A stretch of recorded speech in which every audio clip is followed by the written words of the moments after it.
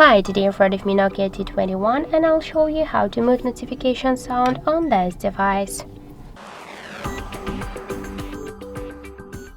So first let's open the settings app and then scroll to the sound section. Here you'll see ringtone notification volume panel, and just to mute notifications you should hold and slide to the left side this volume panel. Also we can make it by the second way. If you want to stay with the ringtones and you want just mute only notifications, just unmute this volume panel. Go down to the notification sound and switch your currently sound just to known.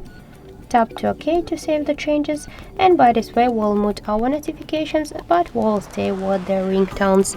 So that's it, thank you for watching, and if you find this video helpful, don't forget to leave a like, comment and to subscribe our channel.